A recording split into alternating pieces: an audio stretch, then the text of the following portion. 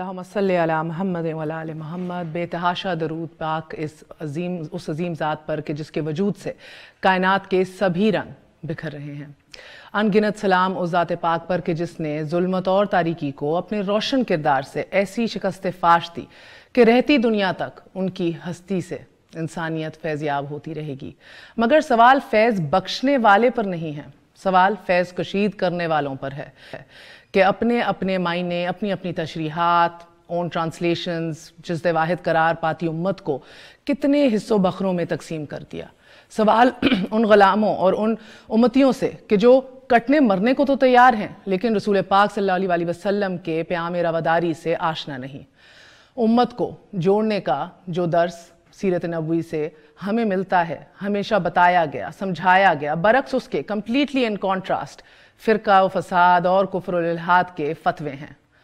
मिल्लत की इमारत किस चट्टान पर इस्तवार है, कौम की कश्ती किस लंगर पर महफूज है। नफ़रतों की दीमक ने वो चट्टान और वो लंगर लर्जा के रख दिए हैं। ए खासा खसाने रसुल वक्त दुआ है, उम्मत पे तेरा आके अजब वक्त पड़ा है। जो तफरुक़ अक़वाम के आया था मिटाने, उस दीन में खुद तफरुक़ा अब आके पड़ा है। जिस दीन ने गैरों के थे दिल आके मिलाए, उस दीन में अब भाई खुद भाई से जुदा है। नाज़रीन, सिपाही सालार भी 2 दिन कबल फरमा रहे थे कि अर्ज़ वतन को मजहबी, लसानी और मसलकी कई महाजों पर जंग का सामना है। प्रोपेगेंडे से मुल्की सूरत हाल का रुख मजहबी, लसानी और मसलकी बगावत की तरफ मोड़ा जा रहा है। हमें इस मामले पर मुश्तरका कौमी जवाब की ज़रूरत है। नौजवान नस्ल को, यूथ को, यंग माइंड्स को प्रोपेगेंडे से बचाने के इक़दामात नागुज़ीर हैं। मगर सवाल तो अब यह है कि नौजवानों की किरदार साजी में कलीदी किरदार, सबसे इम्पोर्टेंट रोल जिसे आप कहेंगे, वो किसका है? नस्ल नौ की जहन साजी में मिंबर और महराब की जिम्मेदारी क्या है? और रियासत की फ़र्शनासी क्या सियासत के लिए मजहब लाजिम है या फिर मजहब के लिए सियासत मलजूम? मजहब और रोशन ख्याली की 2 इंतहाओं के बीच उलझी इस रियासत पाकिस्तान का मुस्तकबिल अब कौन तय करेगा? इसी के हवाले से बात करेंगे। हमारे साथ feminine Islamic ideology council doctor किबला यास साहब मौजूद हैं। बहुत बहुत शुक्रिया आपका। डॉक्टर अदनान रफ़ीक साहब हमारे साथ मौजूद हैं। He is a scholar and writer. मौलाना शरीफ हज़ारवी साहब रिलीजियस स्कॉलर हैं, आपका भी बहुत बहुत शुक्रिया। Last but never the least human rights activist Jibran Nasir भी हमारा साथ दे रहे हैं। A very warm welcome to you to Jibran. अस्सलाम वालेकुम। मैं डॉक्टर किबला आपसे आगाज़ करूँगी। बताइएगा कि अब जिस मोड़ पर हम आके खड़े हो गए बहैसियत कौम, और इसकी निशानदेही खुद चीफ अवामी स्टाफ भी कर रहे हैं, हमारे वज़ीर आज़म की, किस तरह निकला जाएगा? कौन पहल करेगा? आर्मी चीफ ने जो बयान दिया है, सच्ची बात यह है कि ये एक बहुत ज़बरदस्त बयान है और बहुत अहम नुक्ते की तरफ आर्मी चीफ ने पूरी कौम की तवज्जो मबसूल कराई है। अब पाकिस्तान पूरी दुनिया में एक बहुत अहम मुल्क है।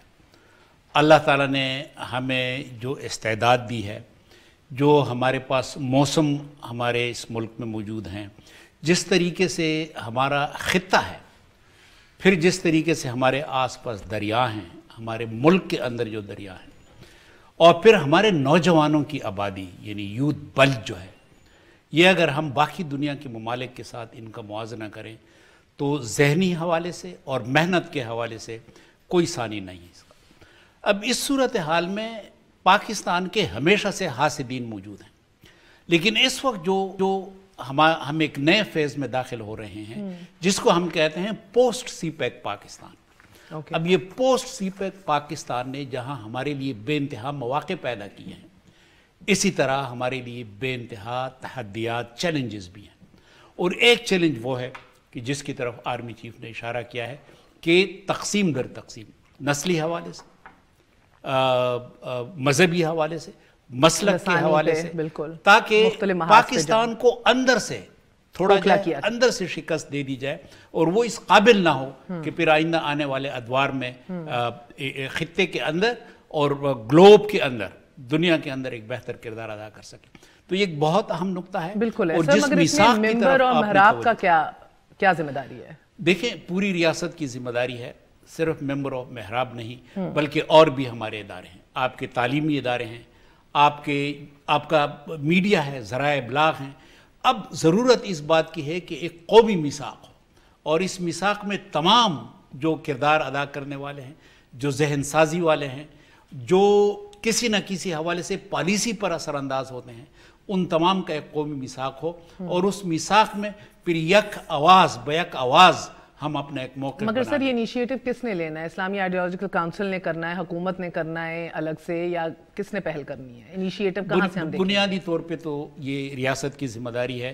حکومت اگر اسلامی نظریاتی کونسل کو کہے تو ہمیں بڑی خوشی ہوگی کہ اس فرض سے نوود آزما ہوں اور اس کو پائے تکمیل تک پہنچائیں. اچھا ڈاکٹر عدنان صاحب، آپ نے دیکھا کہ فار دا لانگسٹ ٹائم ہم لوگ ابھی بھی سیکٹیرین وائلنسز رائف اوور ہیئر، بات تو دے اسٹل انڈر ٹونز فشرز ہیں، مگر آپ نے ایک بڑے اوور ویلمنگ دیوبند دیکھا سیکٹ ابھر کے سیاست میں بھی اینڈ پیش and then you of course آپ نے طالبان کی ایک پوری موومنٹ دیکھی، اس کو شکست دیا. اب آ کے آپ دیکھ رہے ہیں کہ جو ہمیشہ کہتے تھے کہ زیادہ دھیمے ہیں، زیادہ پیغام جو ہے وہ زیادہ محبت کا ہے، وہ بریلوی سیکٹ بھی اب سیاسی بھی ہو رہا ہے، اور ان کا ایک قسم کا ٹریڈ مارک کہہ لیجیے has become mob violence, street violence. We are moving, we are changing directions. Are we aware what's going on right now? Can there be a potentially political kind of a clash between sects as well? دیکھیں دو تین باتیں. ایک تو کوئی بھی تحریک جب جنم لیتی ہے ملک میں تو آپ کو اس کو مختلف ڈائمنشن سے اس کا انالیسس کرنا ہوتا ہے. اس میں یقینی طور پہ سیاسی پہلو بھی ہوتا ہے، اس کا مذہبی پہلو بھی ہوتا ہے، اس کا معاشرتی پہلو بھی ہوتا ہے، اور ان ساروں کو آپ کو دیکھنا پڑے گا ہولسٹیکلی تاکہ آپ اس کی جو ہے نا اس کے حوالے سے کوئی ذہن بنا سکیں. تو اس حوالے سے یہ ہماری ایک کمپلیکس تاریخ رہی ہے اس حوالے سے کہ مذہب اور ریاست کا آپس میں رشتہ کیا ہونا چاہیے، کس طریقے سے اس کو جو ہے نا پلے آؤٹ ہونا چاہیے.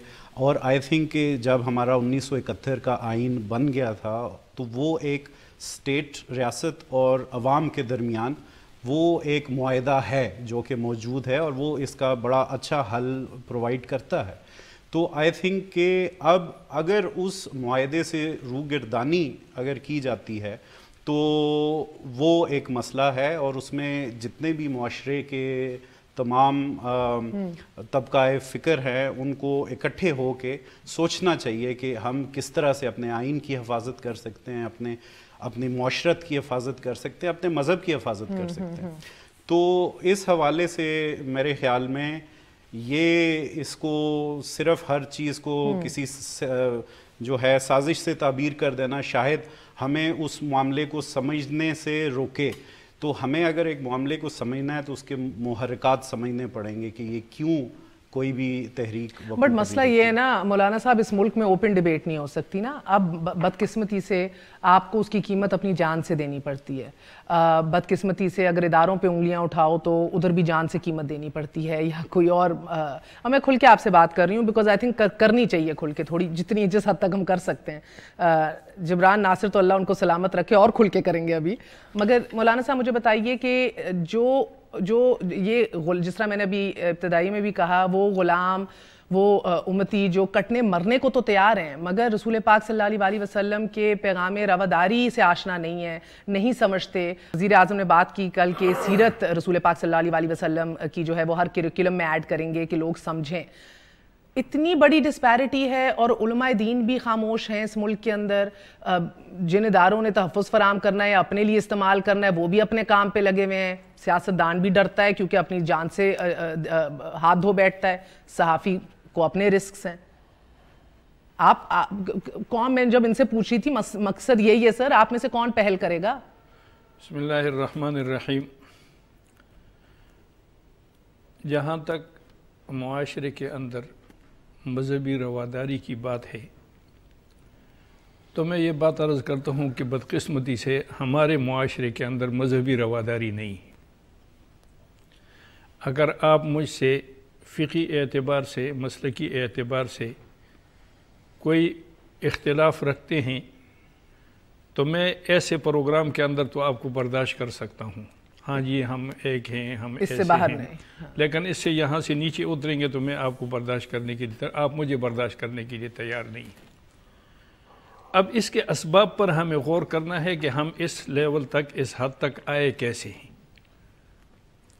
تو اس کے بہت سارے وجوہات ہیں، اور اس میں علماء کا کردار بھی ہے، عوام کا کردار بھی ہے، اور سب سے بڑی بات جو میں سمجھتا ہوں وہ یہ ہے کہ ریاست جو ہے اس کا کردار اس میں سب سے اہم ہے، کہ ان لوگ جو ہے وہ اس حد تک آ گئے ہیں کہ رواداری جو ہے وہ صرف یہ الفاظ کے حد تک ہے، اور باقی معاشرے کے اندر ہم رواداری کے قائل نہیں ہیں۔ اس کی بنیادی وجہ جو ہے وہ یہ ہے کہ جو اسباب ہیں جہاں سے عدم رواداری، عدم برداشت، مذہبی تفرقہ بازی، مسلکی تفرقہ بازی جہاں سے ابتدا ہوتی ہے، تو وہاں سے ہم اس کو روکنے کی ابتدا نہیں کرتے۔ جب وہ بالکل انتہا پر، عروج پر چلی جاتی ہے، پھر ہم کہتے ہیں جی اسپیکر پر پابندی لگا دو تو فلاں مقرر پر پابندی لگا دو تو فلاں پر پابندی لگا دو۔ اس سے جو ہے وہ مسئلہ حل نہیں ہوتا ہے۔ اگر میں مذہبی منافرت پھیلانے والا آدمی ہوں تو ظاہر ہے کہ بہت سارے ادارے جو ہے وہ میرے بیان کو ریکارڈ بھی کرتے ہیں، وہ آتے بھی ہیں، وہ مجھے جانتے بھی ہیں، لیکن ایک وقت تک جو ہے وہ مجھے صرف نظر کرتے رہتے ہیں۔ اب جب وہ دیکھیں، میں اپنے آپ کو توانا دیکھتا ہوں اور ادارے دیکھتے ہیں کہ اب یہ ریاست کے لیے جو ہے وہ یا کسی کے لیے نقصان دہ، اس وقت وہ اس کو روکنے کی کوشش کرتے ہیں، لیکن بہت لیٹ ہے۔ پھر وہ اچھا، اداروں کی تو یہ کوتاہی ہم اپنی جان پہ کھیل کے بھی ہائی لائٹ کرتے ہیں مولانا صاحب، کرتے ہیں، یقین مانیے کرتے ہیں، اور آئے روز کرتے ہیں۔ میرا سوال یہ کہ آپ کو تو تحفظ فراہم ہوگا، ہم نہیں کر سکتے ہیں جان پر کھیل۔ اللہ تعالیٰ سب کوئی تحفظ فراہم کرتا ہے نا سر۔ مسئلہ یہ پڑ گیا ریاست پاکستان، ریاست ہو ماں کے جیسی، وہ زندگی، جان اور مال کا تحفظ ابھی فراہم نہیں کر رہی۔ سو جب آپ نعرے بھی اس طرح سنتے ہیں، میں ایک لسٹ بنا رہی تھی کہ اوور ٹائم کس کس طرح کے نعرے ادھر شیپ کیے ہیں، یو رائٹ کہ ان کو برداشت کیا گیا ہے، استعمال بھی کیا گیا ہے، اور ایک پوائنٹ تک لایا گیا، بس سیاست نہیں، ریاست بچاؤ، دین کو تخت پر لانے، یہ جو نعرے ہوتے ہیں، it makes me ask you کہ یہ جنگ جو ہے یہ سیاست کی ہے، مذہبی نیچر کی ہے؟ دیکھیں اس میں جو ہے نا وہ بہت ساری باتیں، ایک سیاستدان جو ہے نا وہ یہ دیکھتا ہے کہ مجھے جو ہے وہ کہاں سے پذیرائی مل رہی ہے۔ اگر مذہب کو استعمال کرتے ہوئے وہ دیکھتا ہے کہ مجھے، تو وہ فوراً مذہب کو کی آڑ لے لیتا ہے۔ اگر وہ دیکھتا ہے کہ معاشی طور پر مجھے، تو وہ فوراً وہ نقصانات جو ہے وہ بیان کرنا شروع کر دیتا ہے۔ اور وہ دیکھتا ہے کہ مجھے کسی اور جگہ سے یہ تقویت مل سکتی ہے، تو وہ سیاستدان جو ہے وہ تو کسی بھی ایک نقطے کو جانے نہیں دیتا ہے، وہ اس کو استعمال کرتا ہے، چاہے مذہب ہو، چاہے معاشرت ہو، چاہے معیشت ہو۔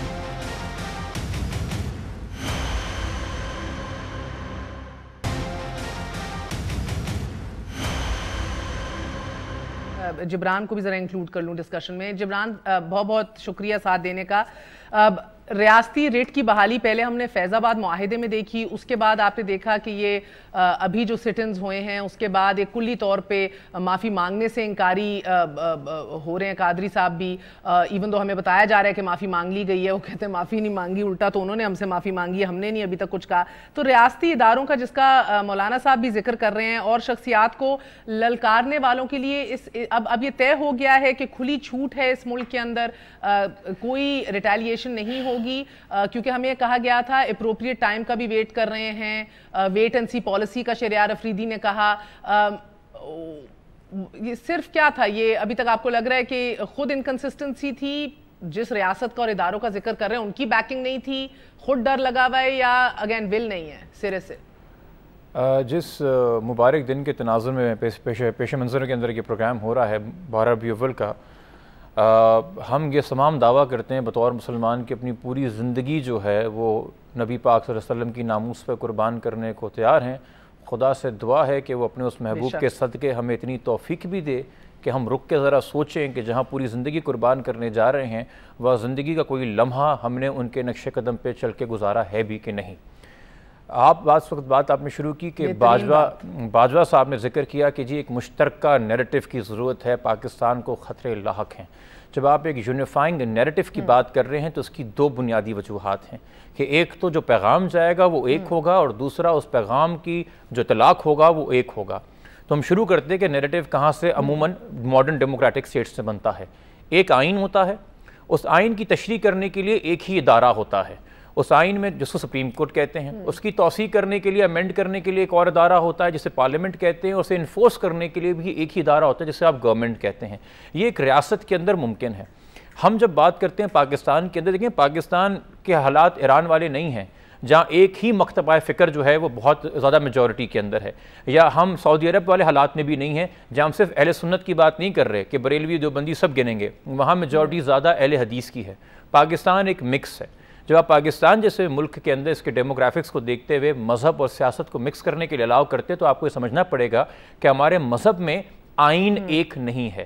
اس میں کوئی شک نہیں کہ قرآن تمام فقہوں کے لیے ایک ہی ہے, مگر کہیں پہ آئین قرآن اور سنت ہے اور پھر ختم ہو جاتا ہے, کہیں کسی فقہ کے لیے آئین سنت اور احادیث ہیں, کہیں کسی فقہ کے لیے قرآن سنت احادیث کے بعد جو معصومین نے, اماموں نے, ان کی جو احکامات ہیں, ان کی جو باتیں ہیں وہ بھی شریعت کا حصہ ہیں, اور کہیں پہ آپ فقہان کی باتیں بھی شامل کر لیتے ہیں, تو آئین الگ ہو جاتا ہے. پھر ہر فقہ کے اندر اپنی ایک ٹریڈیشن کی چین ہے. جس طرح ہمارے سپریم کورٹ پریسیڈنٹ بناتی ہے کہ ہم ایک ہی یونیفارم انٹرپریٹیشن رکھیں تاکہ وہ قانون ایک ہی طریقے سے طلاق ہوتا رہے, یا ہر فقہ کی اپنی ایک انٹرپریٹیشن اور ٹریڈیشن کی چین چل رہی ہے. آپ جتنے لوگ الگ الگ فقہان ایون ہمارے اسلامک آئیڈیالوجی کونسل میں بیٹھتے ہیں, ان کے بزرگوں کی کتاب کے اندر جو ایک دوسرے کے فقہ کے مسئلے کے بارے میں کہا ہوا ہے وہ تک آپ ٹیلی ویژن پہ بیان نہیں کر سکتے.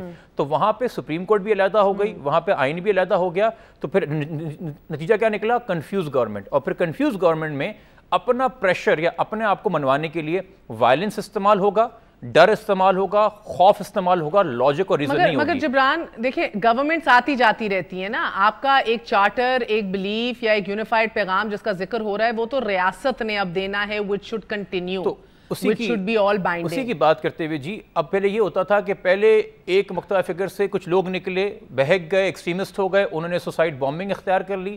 اب ایک اور مکتبہ فکر سے لوگ نکلے, وہ کہتے جی ٹارگٹ کلنگ اور ہائی پروفائل کلنگ اور تھریٹننگ کے ذریعے کریں. ریاست کو کیا کرنا چاہیے؟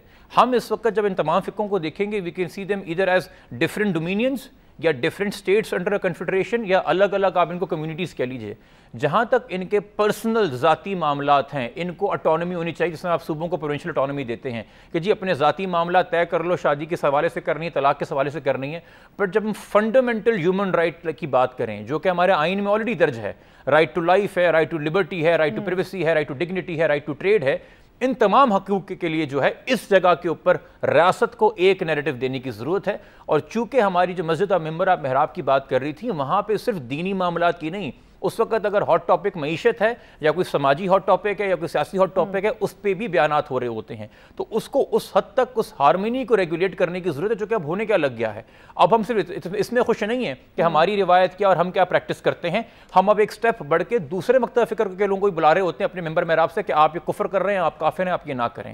پھر اس کے بعد جب ہم بات کرتے ہیں کہ اس ایک نیریٹو کی ضرورت ہے, پھر اس ایک نیریٹو کا اطلاق بھی ایک ہونا چاہیے. پھر یہ نہ ہو کہ بحریہ ٹاؤن میں پیسہ بہت تھا تو اس کو ریگولرائز کر دو, اور ایمپریس مارکیٹ والا غریب تھا تو اس کو گرا دو. خادم رضوی کے پاس بڑا اسلحہ ہے, ہتھیار ہے, تو وہ توہین کر سکتا ہے. حسین نقی ایک ضعیف بزرگ صحافی ہے تو اس کو آپ آڑے ہاتھ لے سکتے ہیں. ایک طرف آپ مشرف کا احتساب کر نہیں پا رہے ہیں, دوسری طرف آپ نے ایک سٹنگ وزیر اعظم کو اتار دیا تھا. پھر جب اگر آپ ایک نیریٹو بنا بھی لیں گے مگر اس کا ایک اطلاق نہیں کر سکیں گے, تب بھی دھڑے بندیاں ہوں گی اور تب بھی ہم کریڈیبلٹی لوز کر جائیں گے ایز اے نیشن, اور نیریٹو کریڈیبلٹی لوز کر جائے گا. اوکے, سو یہ جو بات کر رہے ہیں ابھی جبران, ڈاکٹر عدنان آپ بھی ایک پالیسی فارمولیشن کا حصہ رہے ابھی پچھلے ٹینیور کے اندر ود احسن اقبال صاحب, اور وہ عمل میں نہیں آئی. اس سے پہلے آف کورس حکومت آ گئی, اور ہم جس طرح بات کر رہے تھے کہ حکومتیں تو آنی جانی ہیں, مختلف پارٹیز نے آنا ہے, this has to be an all enduring policy. کیا پالیسی تھی وہ, اور ابھی اس کا کیا حال ہے, یا ویئر از اٹ؟ یہ جی ہم نے تشکیل دی تھی نیشنل انٹرنل سیکیورٹی پالیسی, اور یہ کچھ 10 مہینے کی کاوش کا نتیجہ تھی. اس سے پہلے نیکٹا کافی کام کر چکا تھا نیشنل نیریٹو کے حوالے سے بھی جس کی بات ہو رہی ہے, قومی بیانیہ, اور کاؤنٹر ایکسٹریمزم گائیڈ لائنز کے حوالے سے بھی قبلہ ایاز صاحب بھی شامل رہے ان ساری ڈسکشنز میں. اور اس کا ہی ایک تسلسل تھا کہ ان ساری چیزوں کو جو پچھلے 4 سالوں میں کاؤنٹر ٹیررزم, کاؤنٹر ایکسٹریمزم جو بھی اقدامات کیے گئے تھے, آل انکمپسنگ ایک ہولسٹک ایک فریم ورک بنایا گیا کہ جس کے اندر ہم دیکھ سکیں کہ ایک مربوط طریقے سے کس طرح سے ہم ان سارے چیلنجز کا مقابلہ کر سکتے ہیں جن کا ابھی آپ نے ذکر کیا. تو یہ پالیسی موجود ہے, یہ فیڈرل گورنمنٹ نے اپروو کی تھی, فیڈرل کیبنٹ کی منظور شدہ ہے, انٹیریئر منسٹری کی ویب سائٹ پہ ہے, اور یہ مئی 2018 اس سال. اور اس کے بعد انٹریم پیریڈ آ گیا, اب نئی گورنمنٹ آئی ہے جو کہ میرے خیال میں ریویو کر رہی ہے کہ ہم نے اس کو کیسے آگے لے کے چلنا ہے, یا اگر وہ اس میں کوئی. آپ کے شہریار افریدی صاحب یا سیکرٹری انٹیریئر سے ملاقات کوئی ہوئی ہے اس حوالے سے؟ نہیں, میری ذاتی طور پہ ملاقات نہیں ہوئی, لیکن Who is spearheading this then? یہ میرے خیال میں یقیناً شہریار افریدی صاحب ہی اس کو اسپیئر ہیڈ کریں گے, لیکن ابھی جو ریویو پروسیس چل رہا ہے. سر مسئلہ ہے نا, ہم ڈاکٹر صاحب ادھوری بات چھوڑ دیتے ہیں نا. نیشنل ایکشن پلان بھی اتنے دل سے بنایا, پورا ملک متفق تھا, بیچ میں ادھورا چھوڑا, مینٹین کتنی اپلیکیشن ہو رہی ہے اس کا, کدھر تک پروگریس ہے, نوبڈی چیکس. اب پارلیمان میں خود نہیں پارلیمنٹیرینز آگاہ ہوتے اس حوالے سے, آدھا تیتر آدھا بٹیر ہر بات کا رہ جاتا ہے. اب یہ پالیسی بھی فار انسٹنس کہہ رہے ہیں آپ بھی شامل تھے, مگر کب کریں گے, کب شہریار افریدی دیکھیں گے, اور اینی بڈی ایکس وائی زی کب اس کو انفورس کریں گے, کب اس کو ایکچولی یقینی بنائیں گے, اور اس کے اوپر پولیٹیکل ڈیوائیڈ نہیں ہوگی, اس کے اوپر سیاست نہیں ہوگی, یہ کیسے ممکن بنا ہے؟ اور جس طرح ابھی جبران نے بھی کہا, کیا آپ پہ لازم ہے کہ حکومت ہی آپ کو ٹاسک کرے؟ کیا آپ از خود نہیں انیشیٹو لے سکتے جب اتنے بڑے دھرنے اور بحران سے ملک گزر رہا ہو, کہ آپ اٹھ کے آئیں, آپ کا کاؤنسل اٹھ کے آئے اور کہے کہ بھئی یہ صحیح سمت ہے, نہیں جلاؤ گھراؤ کر سکتے, نہیں اس طرح املاک کو نقصان پہنچا سکتے. میں اپنے جاننے والے لوگ ہیں جو عورتیں اور بچے جن کی گاڑیوں پہ اٹیک ہوا, and of course the list goes on. لاگو ہے کہ حکومت کہے تو کریں یا خود بھی کر سکتے ہیں؟ بڑی اچھی یہ بات آپ نے اٹھائی. دراصل پہلے سے ایک پیغام پاکستان موجود ہے.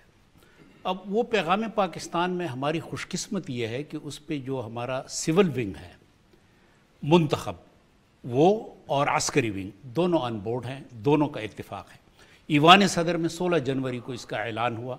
اسلامی نظریاتی کونسل نے 17 جنوری کو اس اعلان کی تائید کی, توثیق کی. اچھا, اب ضرورت اس بات کی ہے کہ اس پہ ایک قدم آگے بڑھایا جائے, اور وہ یہ ہے کہ پارلیمنٹ سے اس کو اڈاپٹ کرایا جائے. اب پارلیمنٹ میں یہاں پہ تو تمام مذہبی تنظیمیں جو ہیں اور تمام وفاق, انہوں نے اس پر دستخط کر لیے ہیں, اور اس پیغام پاکستان میں یہ ہے کہ کسی پر کفر کا فتویٰ لگانا, کسی کو واجب القتل قرار دینا, یہ کسی کو اس کی اجازت نہیں ہے, کوئی حق نہیں. مسلح جدوجہد یہ صرف ریاست کا استحقاق ہے. فرقہ واریت کی مکمل نفی اور ممانعت کی گئی ہے. اب یہ اس قدر ایک خوبصورت دستاویز ہے کہ اس پہ تمام دینی مسالک جو ہیں ان کا اتفاق ہو گیا ہے. اب پارلیمنٹ سے اس کی اڈاپشن اگر ہو جائے, اڈاپٹ کر لے, وہ تو طوفان بدتمیزی لگا ہوا ہے نا ڈاکٹر صاحب. یہ بڑی بدقسمتی ہے نا. اب جب سیاسی استحکام نہ ہو, جب سیاست دان جو ہیں وہ اس قدر اپنے درمیان, یعنی ان کے درمیان گفتگو نہ ہو, ان کے درمیان مکالمہ نہ ہو. آرمی چیف, میری جو معلومات ہیں کہ اس وقت ہمارے آرمی چیف جو موجودہ ہیں باجوہ صاحب, یہ ایک ایسے انسان ہیں کہ جو کھلم کھلا بات کرتے ہیں, جو وضاحت کے ساتھ اپنا مدعا بیان کرتے ہیں, بہت دو ٹوک بات کرتے ہیں, پہلے جو آرمی چیف ہمارے ہوا کرتے تھے وہ زیادہ کھلی بات نہیں کرتے تھے. اب آرمی چیف جو ہمارے عسکری قائد ہیں اتنی کھلی بات کر رہے ہیں, تو میرے خیال میں آگے بڑھنا آسان ہو گیا ہے. پہلے یہ ہوتا تھا کہ عسکری ونگ اور سول ونگ کے درمیان ایک پیج پہ وہ نہیں ہوتے تھے, اب یہ ایک پیج پہ ہیں. تو میں سمجھتا ہوں کہ بہت بڑی ذمہ داری ہے. اسلامی نظریاتی کونسل کا آئینی مینڈیٹ جو ہے وہ محدود ہے. وہ آئینی مینڈیٹ یہ ہے کہ جب گورنمنٹ ہمیں کوئی چیز ریفر کرتی ہے قانون سازی کے حوالے سے, اب بھی ہم اس بات کے لیے تیار ہیں کہ اگر اس مقصد کے لیے اسلامی نظریاتی کونسل کو کوئی ذمہ داری سونپی گئی تو یقیناً ہم پوری طرح اور تمام مسائل کو. ڈاکٹر قبلہ, میرا دل کیا کرتا ہے کہ جب اس طرح کا بحران اور اتنی کلیمٹی اور اتنی کنفیوژن ہو, میرا دل کرتا ہے کہ یہ جو آئیں بائیں شائیں پریس کانفرنس ہو رہی ہے, میں چاہتی ہوں آپ پریس کانفرنس کریں ایز اے چیئرمین. میں چاہتی ہوں آپ آ کے کہیں کہ بھئی یہ ہم نے ایک معاہدہ جو ہے طے پا دیا ہے, سارے مسالک آن بورڈ ہیں, سب ہر کوئی متفق ہو چکا ہے, اور یہ راستہ ہے. آپ نہیں ہیٹ کے فتوے جاری کر سکتے, آپ نہیں ادھر بغاوت کے اوپر اکسا سکتے, میوٹنی کی کالز دے سکتے, آپ ماں بہن کی گالیاں نہیں دے سکتے. اور جب آپ کی طرف سے آئے, آپ سمجھ رہے ہیں نا اس کی اہمیت ہی الگ ہے. بالکل سمجھ رہا ہوں. یہ ہم پہلے ہی کر چکے ہیں اور کر رہے ہیں. یعنی کوئی یونیورسٹی ایسی نہیں رہی کہ جس میں ہم نے پیغام پاکستان کا تعارف نہیں کرایا، اور ان کے یہ پہلو کہ آپ کفر کے فتوے نہیں لگا سکتے، آپ کسی کو واجب القتل نہیں قرار دے سکتے، اور بڑے بڑے اجتماعات میں ہم نے پیغام پاکستان کا تعارف کرایا. یا بڑی بدقسمت یہ ہے کہ ہماری تقریریں یا ہمارے پروگرام وہ میڈیا میں اس کی کوریج نہیں آتی. اگر میڈیا میں اس کی کوریج آتی تو یہ ایک کافی عرصے سے ہم تقریباً اس کا تعارف کرا چکے ہیں، اور اب بھی مسلسل اس عمل میں ہم شریک ہیں. اور ابھی حال ہی میں ہماری ملاقات شہریار صاحب وزیر داخلہ کے ساتھ ہوئی، پھر 3 وزیروں کے ساتھ ہماری ملاقات ہوئی. 27 تاریخ کو انشاءاللہ ہمارا اجلاس ہے، اور اسی موضوع پہ ہم ان وزیروں کے ساتھ گفتگو کرنے والے ہیں. اور میں آپ کچھ کہنا چاہ رہے ہیں، پھر آپ کے پاس بھی آ رہی ہے. وانٹ ٹو آسک یو کہ اگر میں کہوں چیدہ نکات بتائیں کہ آپ کا روڈ میپ کیا ہے. یہ ایکسٹریمزم، یہ انتہا پسندی، یہ ٹوٹلی ایک اور اسٹرے چلے جانا جو ایک پیتھ فالو کر رہے ہیں نوجوان بھی، جس کا ذکر ہو رہا ہے. How would you curtail that? مگر آپ بات کریں then I would like to know that. بالکل اسی کا جواب میں دینا چاہوں کہ پیغام پاکستان بہت اچھا انیشیٹو ہے، اور بالکل یہ بڑا کامیاب چیز ہے. لیکن صرف یہ کافی نہیں ہے. جو ہمارے سامنے مسائل ہیں اس میں ایک تو گورنمنٹ کی استعداد ہے، اس کی کیپیسٹی ہے کہ کیا وہ ایک مربوط طریقے سے ان چیلنجز کا مقابلہ کر سکتی ہے. اور اس میں صرف ایک اسلامک آئیڈیالوجی کونسل نہیں، اس میں آپ کی پارلیمنٹ، آپ کی لیجسلیشن، آپ کی سب کو. اینڈ ہی از رائٹ مولانا صاحب جب کہتے ہیں، میں نے انٹرویو کی ان سیاستدانوں کے جو اپنی سیاست چمکانے کے لیے اکسا رہے ہیں لوگوں کو کہ قتل کر دو، یہ کافر ہے. اللہ معاف کرے، how can you be doing that just, اور آج اسی مشکل میں خود پڑے ہوئے. لیکن اس کا مین مسئلہ یہ ہے کہ کچھ کور ویلیوز ہیں جس کو ہم نے ایمفسائز. سر ایک وقفہ لے لوں، پھر ان کور ویلیوز پہ بھی بات کریں گے. ایک چھوٹے سے کے بعد اسٹے ود اس نیوز آئے.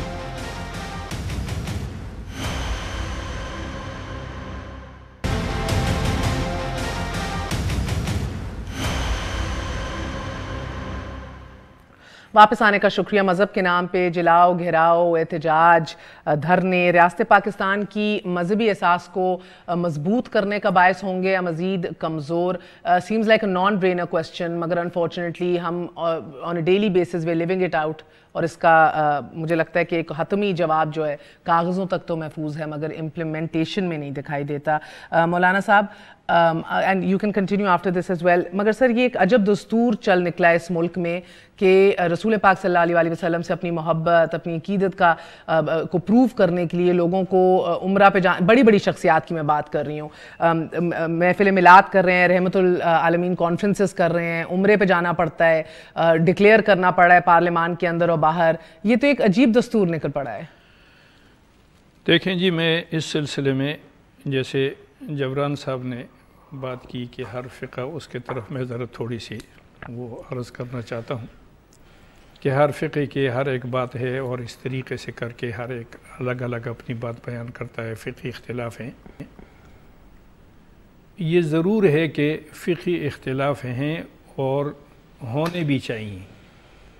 یہ ایک چھوٹا سا مذہب نہیں ہے اسلام، اس میں بہت سارے معاشرے، بہت سارے وہ لوگ، بہت ساری جو ہے وہ پوری دنیا کے اندر پھیلا ہوا ہے، اور ہر جگہ جو ہے وہ رسم و رواج، وہاں کے آداب، یہ چیزیں الگ الگ ہوتی ہیں. جمہوریت کا تو حسن ہو سکتا ہے ڈیسنٹ، مگر تفرق کے حوالے سے تو قرآن پاک اور رسول اللہ صلی اللہ علیہ وسلم کلیئر نہیں تھے. میری بات پوری آپ وہ کر لیں تو پھر یہ ایک الگ اپنی جگہ پر اختلاف ہے. ایک یہ ہے کہ ان مذاہب کے اندر مشترکات بھی ہیں یا نہیں، بات اس پر ہے.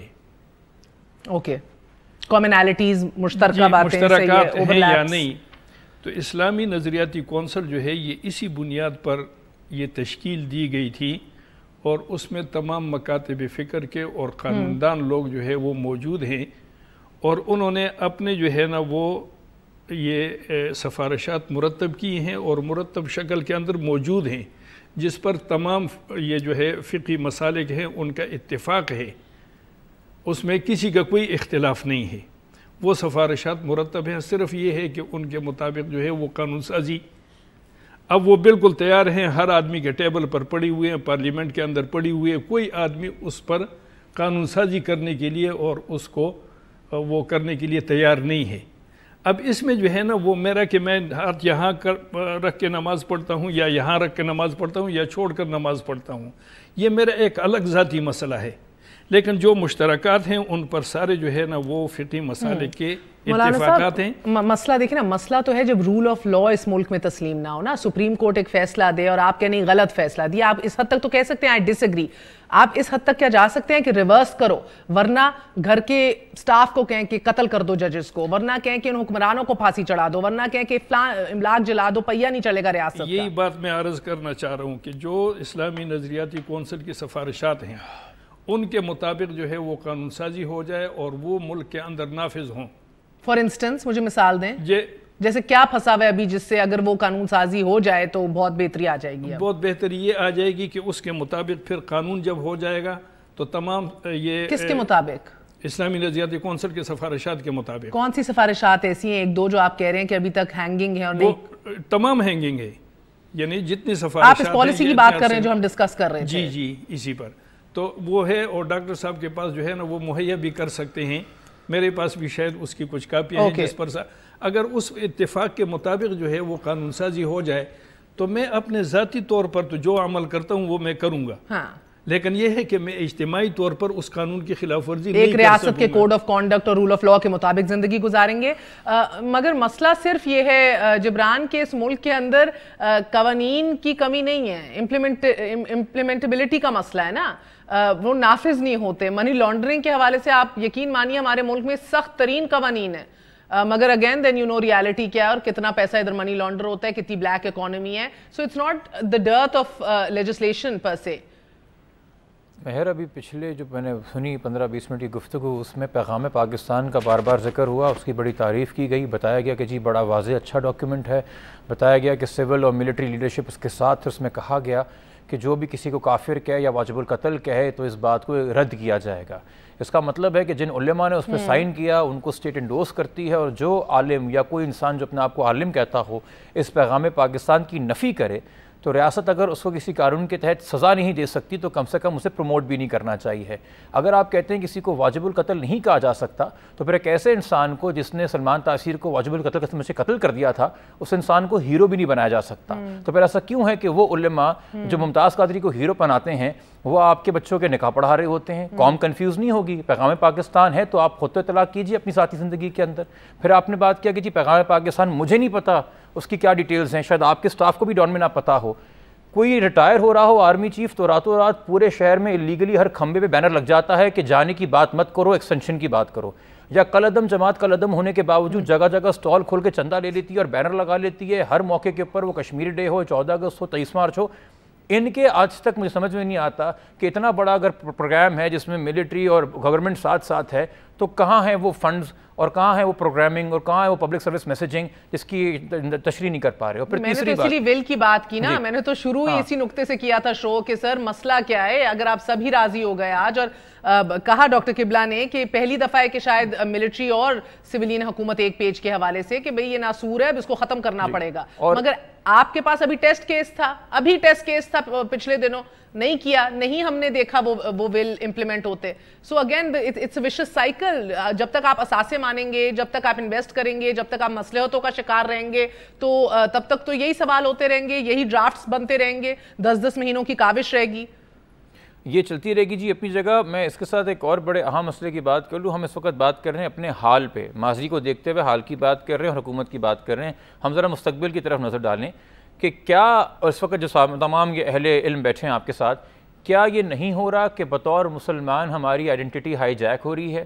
کیا یہ نہیں ہو رہا کہ نوجوان کو پیغام یہ جا رہا ہے کہ سچا عاشق رسول وہ نہیں ہے جو کسی غیر کی راہ سے پتھر اٹھا لے، مگر وہ ہے جو پورا ملک بند کر دے، ایمبولینس کے راستے روک دے، بچوں کو اسکول جانے سے روکے، لوگوں کو نوکری پہ جانے سے روکے. بالکل بالکل. تو ہمیں پھر یہ بتایا جا رہا ہے، کا تو ذکر کیا پھر ہے، ہمیں یہ بتایا جا رہا ہے کہ بھائی اگر آپ نبی کی ناموس کے لیے کسی کو قتل نہیں کر سکتے، خود سے اسے آخذ کر کے کہ وہ واجب القتل ہے، تو آپ جو بندہ قتل کرے اس کو کنڈیم بھی نہیں کر سکتے، اس کو بھی آپ نے ہیرو بنانا ہے.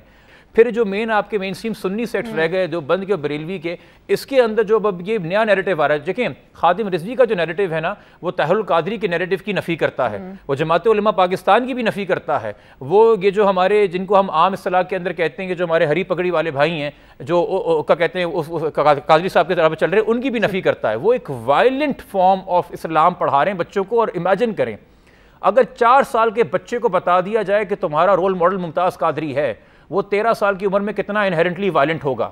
ہم آگے 10-15 سال میں تیار ہیں کہ ہم کیا جنریشن پیدا کرنے جا رہی ہے جس کو لگے کہ آئین کی نفی کرنا, قانون توڑنا اور قتل کرنا میرا حق ہے, یہ میں کر سکتا ہوں, یہ میرا گاڈ گیون رائٹ ہے. جب 4-5 سال کے بچوں کو آپ ممتاز قادری ابھی سے ہیرو بنانا شروع ہو گئے, پڑھانا شروع ہو گئے, اس بارے کے اندر حکومت سوچ رہی ہے. ڈاکٹر قبلہ آتے ہیں نا سر, بیکاز آپ ذکر جو ایک کیس کا کر رہے ہیں ممتاز قادری کا بار بار, ادھر بھی آپ کے بہت سے سیکٹس جو ہیں ڈفرینٹ ادارے بھی ایکسپوز ہوئے. آپ نے دیکھا کہ ٹو بگن ود انہوں نے اپنے ٹیسٹمنی میں بھی کہا کہ مجھے لوکل کلیرک نے مسجد کے اندر کہا تھا کہ واجب القتل ہے, جو قتل کرے گا وہ, یہ ان کی ٹیسٹمنی کا حصہ ہے. ادھر سے شروع ہوا کام. پھر آپ نے سنا مولانا فضل الرحمان صاحب کی بھی اس پہ سیاست تھی, تب انہوں نے کہا کہ لا اینڈ آرڈر کوئی ایک عام آدمی نہیں اپنے ہاتھ میں لے سکتا, اٹس رانگ.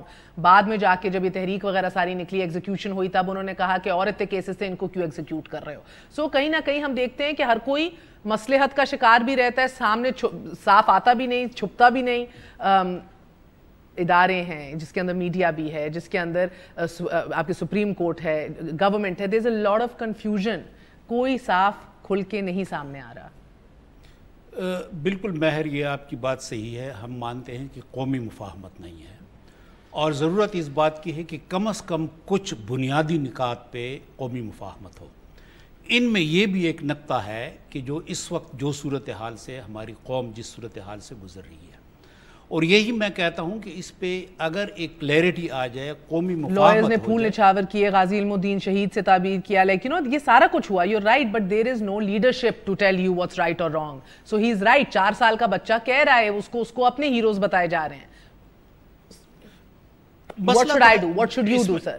ہم چیف عوامی صاحب تقریر کر دیتے ہیں, وزیر اعظم تقریر کر دیتا ہے, کرتا کوئی نہیں ہے. دیکھیں, قانون موجود ہے, پی پی سی میں یہ قانون موجود ہے کہ اگر کوئی کسی پر کفر کا فتویٰ لگائے, منافرانہ اور نفرت والی تقریریں کریں, تو ان کی باقاعدہ سزا ہے.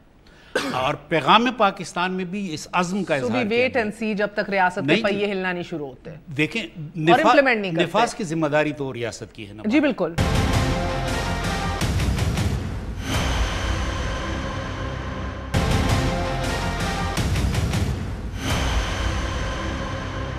رانا شریف ہزاروی صاحب, مجھے رسول پاک صلی اللہ علیہ وسلم کا کوئی خوبصورت کال, کوئی بات, کوئی واقعہ ایسا سنائیں کہ آج 12 ربیع الاول کو ایک واضح پیغام جائے کہ وہ کہتے کیا تھے, چاہتے کیا تھے, ان کا پیغام کیا تھا. میں تو ذرا بات لمبی بھی کرنا چاہتا تھا. خیر, یہ جو اس کے ممتاز قادری کے حوالے سے کہ ہمارے ملکی قانون کے اندر اگر یہ سقم نہ ہوتا, جیسے ممتاز قادری کو ہیرو بنانا درست نہیں ہے, تو آسیہ مسیح کو بھی ہیرو بنانا درست نہیں ہے. اس کو بھی ہیرو بنا کر اب یہاں ہے, باہر چلی گئی ہے, اسی طریقے سے اور بھی بہت سارے ایسے ہیں. تو یہ دونوں طرف جو ہے یہ بیلنس, ادھر بھی یہ بیلنس نہیں اور ادھر بھی نہیں ہے, ان بیلنس ہے. تو اگر اس طرف اس کو ہیرو بنایا جا رہا ہے اور اس کے پیچھے بہت سارے لوگ کھڑے ہوتے ہیں. آپ اس بات سے اتفاق کریں گے کہ جہاں نیتوں کا حال اللہ جانے, ہاں, آخرت میں سب کا سزا جزا, مگر ٹل وی آر الائیو اس ملک کے اندر لا اینڈ آرڈر اور قانون نافذ, عدالتیں فیصلہ کریں, عدالتیں فیصلہ کریں, بالکل قانون اور وہ کریں اس پر. اور دوسری بات جو ہے وہ یہ ہے, اس سے پہلے میں ایک بات عرض کرنا چاہتا ہوں. حضور اکرم صلی اللہ علیہ وسلم کے ایک ارشاد فرمانے کے بعد سے پہلے میں یہ بات کہنا چاہتا ہوں, اور یہ میں نے جاوید چودھری صاحب کے پروگرام میں بھی یہ بات کہی تھی کہ خدا کے لیے پورے قوم سے جو ہے یہ درخواست ہے کہ ہر آدمی اپنے عمل پر توجہ دے اور جنت اور جہنم یہاں تقسیم نہ کریں. وہ اللہ کریم کے اختیار میں ہے اور وہ اللہ نے ہی دینا ہے. یہاں مہربانی کر کے اپنے عمل کی طرف توجہ دیں, جنت اور جہنم تقسیم. ایبسولوٹ خوبصورت بات. حضور اکرم صلی اللہ علیہ وسلم کا ایک ارشاد مبارک ہے. حضور صلی اللہ علیہ وسلم نے فرمایا کہ ان الناس کالابل المئۃ, کہ لوگوں کی مثال ایسی ہے جیسے 100 اونٹوں کا ریوڑ ہوتا ہے. لا تکاد تجد فیہ راحلۃ, اس میں سارے لدو ہوتے ہیں, اور اس میں راحلہ اس اونٹ کو کہتے ہیں جو سواری کے کام بھی آتا ہے, جنگوں کے کام بھی آتا ہے, یہ اس کو راحلہ کہتے ہیں. تو راحلہ ایک آدھا ہی ہوتا ہے, یہ باقی سارے جو ہے نا وہ کہ یہ جو لوگ ہیں یہ اسی طریقے سے ہیں. کون آدمی جو ہے، کوئی ایک آدمی ایسا ہے جو رول ماڈل بن سکتا ہے. اس لیے نبی اکرم صلی اللہ علیہ وسلم نے تقریباً 27 غزوات میں آپ نے خود شرکت کی بنفس نفیس، اور کل جو ہے وہ 83 جو سرایا اور غزوات ہے وہ ہوئے، لیکن ان تمام میں صرف جو ہے وہ 759 یعنی 83 غزوات یہ سرایا اور غزوات کے میں 759 جو ہے کافر مارے گئے اور 259 جو ہے وہ مسلمان شہید ہوئے. بالکل. لیکن کیوں کہ حضور اکرم صلی اللہ علیہ وسلم کے پیش نظر جو ہے وہ انسانیت کا احترام تھا. کون آدمی کتنے لیول کا آدمی ہے، کتنا بڑا آدمی وہ بن سکتا ہے، وہ اس تمام معاشرے کے اندر تلاش کرنا ہوگا. اور یفسر اگر ان کو جو ہے وہ ختم کرتے جائیں گے تو وہ جو رول ماڈل بن سکتا ہے، جو رجل العصر جس کو ہم کہتے ہیں وہ بن سکتا ہے، تو وہ آدمی آپ ضائع کر دیں گے. اس لیے یہ روح المعانی لکھا ہے وَمِنْ أَجْلِ عَيْنٍ أَلْفَ عَيْنٍ تُكْرِمُ، کہ ایک کے لیے جو ہے وہ ہزاروں کا اکرام کیا جاتا ہے. تھینک یو سو مچ، بہت بہت شکریہ آپ تمام مہمانوں کا. Thank you Jibran for joining us tonight. اپنی دعاؤں میں یاد رکھیے گا، اللہ سب کو اپنے حفظ و امان میں رکھے. گڈ نائٹ، اللہ حافظ.